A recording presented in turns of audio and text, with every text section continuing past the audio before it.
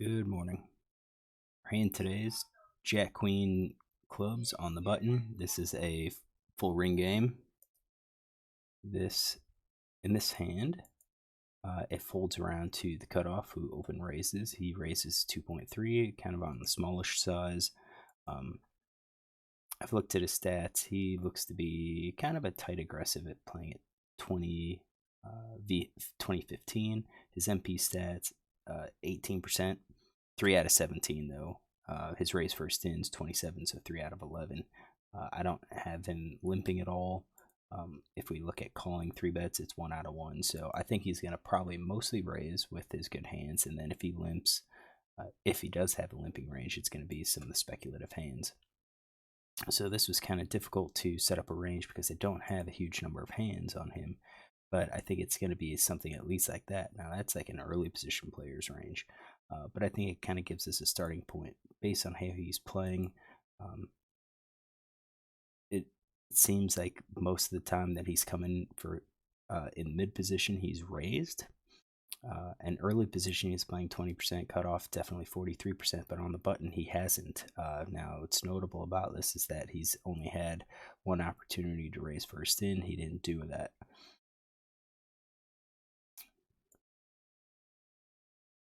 And he didn't call any 3 bets at all. So you can see his attempt to steal 0. His attempt to steal from the cutoff is 2 out of 4. So it's possible that he has a wider range, and perhaps we could run it, see what a wider range looks like. Now, cutoff calls, and then it's on me, and I just call. And if I was playing just a regular calling range versus a mid position player, it looks something like this. I had a note that I contemplated 3 betting here. Because I do have, it's not super strong hand, it's speculative hand, and kind of gives me an idea of what Villain's going to do in response to a raise. We are deep, so I kind of felt like if I raise, he might call a little bit wider. And if he calls a little bit wider, I'm not sure if that's necessarily something that I want to do. As far as the blinds, neither the blinds are playing, overly loose. So if I raise, I don't really expect them to call, but they might come along if I call behind. I think this was probably just a pre-flop mistake. I probably should have just gone ahead and 3-bet it and see what happens. Worst case scenario will be he calls and then he calls. Best case scenario is that everyone folds and I pick up effectively 5 big blinds, almost 6 big blinds. So I think just being a little bit aggressive. If it was just heads up, so if it was just mid position and cutoff folded, I think we likely have a stronger argument to call, going up against one player versus 3 or maybe 4 or 5 if I call. So I just called. We're going to go with my calling range because it's probably what I was doing. And I flopped Jack 10-7. So I flopped top pair with the club draw. I think this is a pretty decent flop, and this is really the reason this post flop play is the reason why I've got this hand here. So villain bets about a third pot. Villain 8 calls, then it's on me. Do I call? Do I raise? I think I should be raising here, but I just called, and I think we should be raising because we want to be aggressive. We've got top pair, we've got backdoor straight draw, we've got the flush draw. It's not the ace, but we can raise. If they both come along and we hit our queen on the turn, we can fire out again with 2 pair. Is it possible someone has 8-9? Oh yeah, definitely possible someone has 8-9. But that's small number of combos compared to all of the rest of his range. So yeah, villain could easily have 8s and 9s. He could have a queen jack, king queen. He could be doing it with like ace king, ace queen, just being aggressive. His c-bet stats 100% out of position, 0 out of 4 in position. So I kind of looked at that and thought maybe he's got something. He's c-betting with something. So perhaps if I can call here and then a club comes, I might get one more bet out of him, maybe on the river. So this is a spot I was concerned with. I just called, and then I hit two pair, and now villain bets about 40% pot, a little more than 40%. Cut off folds, and I should say back on the flop.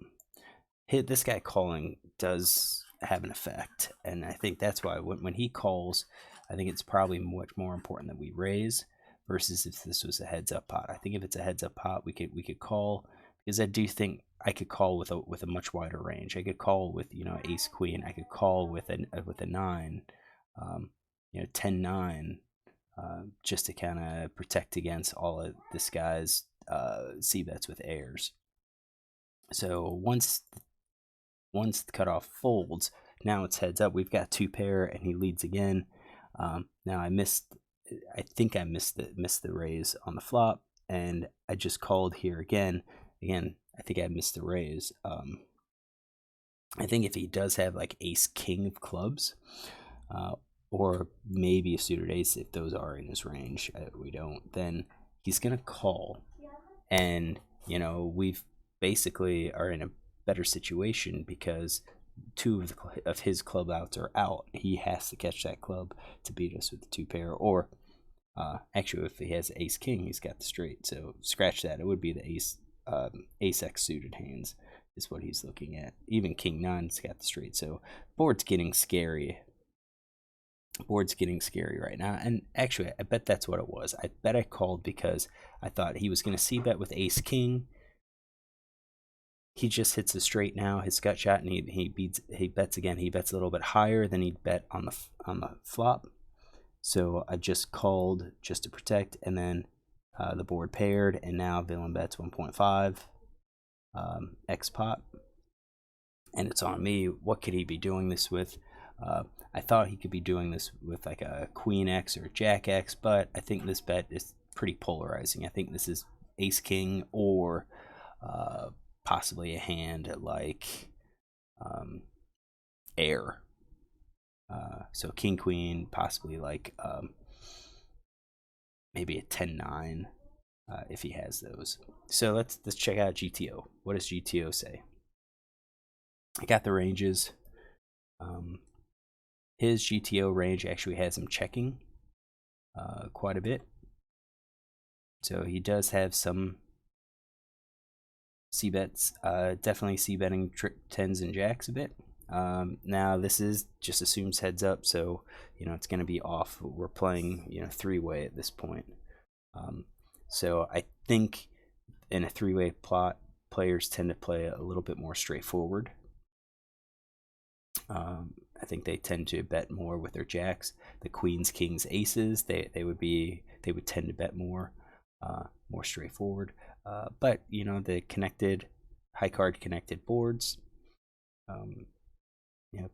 presents a lot of call potential. All right, so he does bet.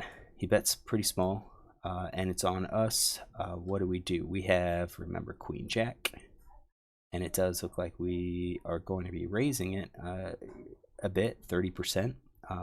Does a third player affect this? Good question. Maybe it does, maybe it doesn't. I do think that third player probably leads us down playing more straightforward. So I think these hands that suggest raising 50% or more might lean more towards always raising versus three opponents, just to start taking the lead. I think if we raise, ace king could now fold. So if he had ace king, that's great.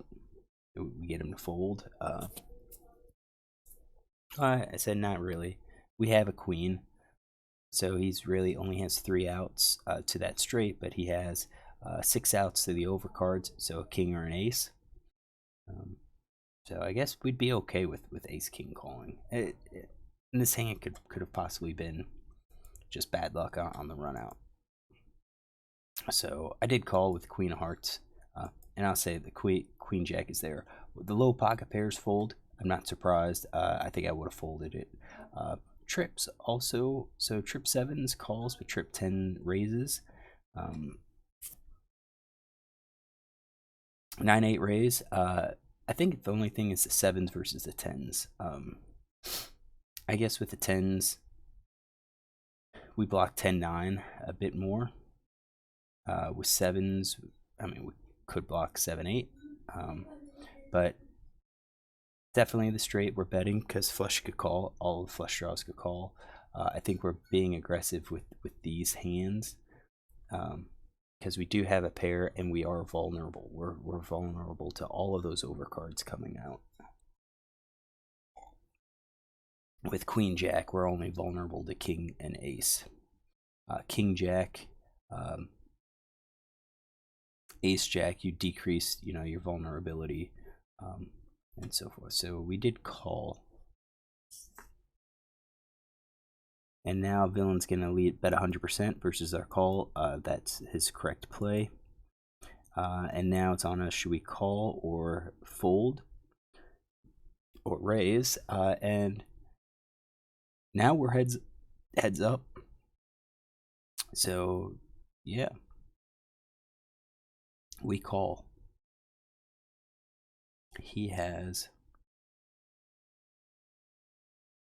He's got 22 combos, and 4 of those combos are straight, so almost 20% are straight with Ace King. If he was playing GTO with the C-bets. So I bet that is why we are just calling here instead of raising. Is that he's bet with a much wider range, but if we raise, now he's only going to call with his straights or possibly his flush draws. And does he even have a whole lot of flush draws? He does. Very, very small amount. Since we have both the queen and the jack of hearts, we block queen and jack of clubs. We block the ace queen of clubs. We block the ace jack of clubs. So those are out, which means his only nut flush hand would be that ace king.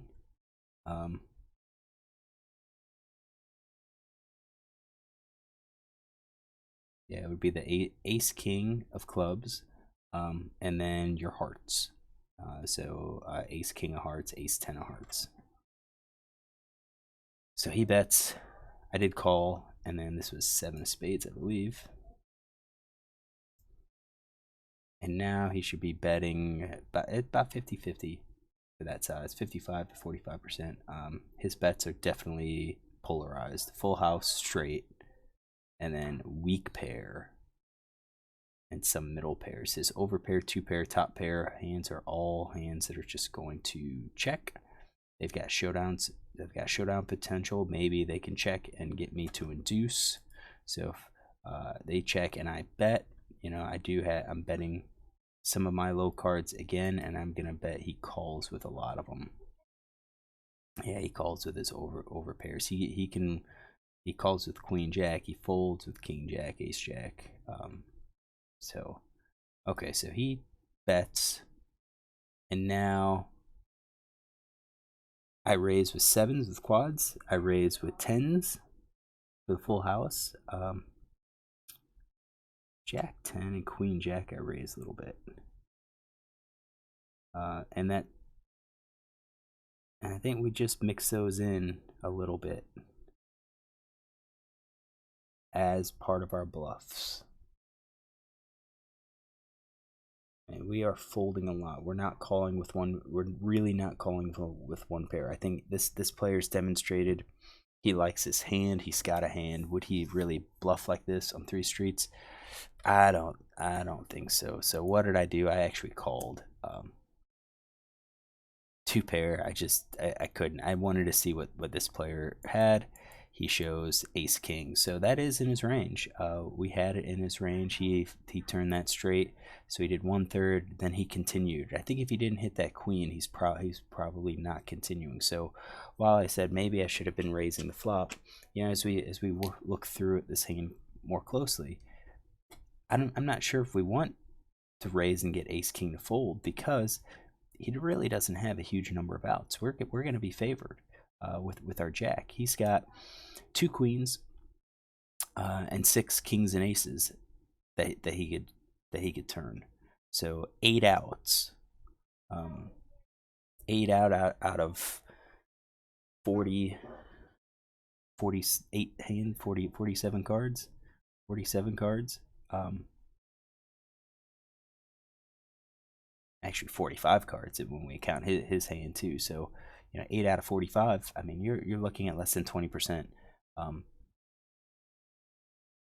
So I think maybe my flop call was okay, and then the turn was definitely scary. I liked the call then on the turn, and then on the river, I probably should have folded. Even though I had 2 pair, I think we should have folded.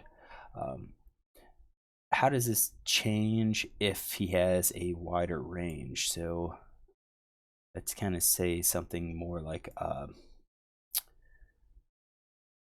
gonna get rid of some of those.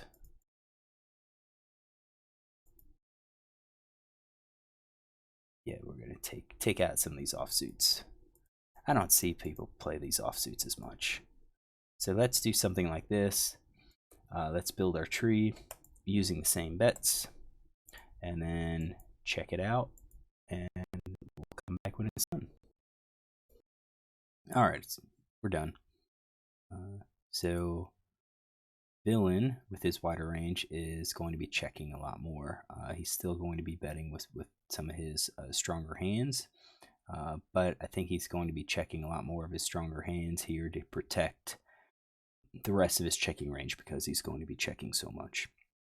I think that's an important point. The wider your range is, probably the more you're going to check, because you're going to have to check out of position to protect the rest of those weaker range. If we only bet our good range, we're going to be betting maybe what 25%, maybe 30%, and that means we've got the rest, the 70% that is fairly weak. So he bets, and now you can see that my queen jack is still a call, mostly a call. We're going to be raising with the straight. We're going to sometimes raise with the set, but mostly we're going to be calling here. And again, just to kind of mix things up, we will have to raise. Queen of hearts comes out on the turn. Now, if villain bet, he's going to be betting 100% now, and it's on me. What do I do? Do I call or raise? I'm basically calling again, so I'm not sure if it doesn't. We're gonna get that. We're folding 8s and 9s, so we're folding gut shots. Okay, so we don't want to draw to like the dead end of the straight. I mean, if we have 9s, we're drawing. An 8 gives us a straight. A king gives us a straight, but if a king comes out, anyone with an ace now has a straight as well. If we had 8s and a 9 comes out, anyone that has a king has a straight that beats us. So I think that's okay. I would probably do that. I would probably fold 8-7. Sometimes call, sometimes fold, or sometimes call as the hearts. That makes sense. I would do that. Same thing with 10-9. I would do that. It's an ace-10. You got the heart draw. That's we called with a backdoor flush draw as well. So that makes sense. I've got that. So we call, and then villain bets big. He's polarized again. He's got basically the weak part of his range given the board. 2-pair, top pair, weak 2-pair, middle pair, that sort of thing. He's checking those, but he's got, he's betting that size 3, trips are better. So his 7s are better, and then some of his ace high hands, and then that leads me to this, where I am supposed to call with a queen jack. Now, is this realistic? I think it comes down to this. Is he going to play this way, or is he always going to be betting, c-betting some of these broadways and checking some of these? So, yeah, at the end, it comes down to queen jack. I think at this limit that I'm playing, I don't think we have enough players that would make, triple barrel bluffs. So I think once he bets 1.5, I think it's probably safe just to go ahead and fold our 2-pair, and that might be an exploitative fold. All right, so hopefully you enjoyed this. If you did, look tomorrow for another.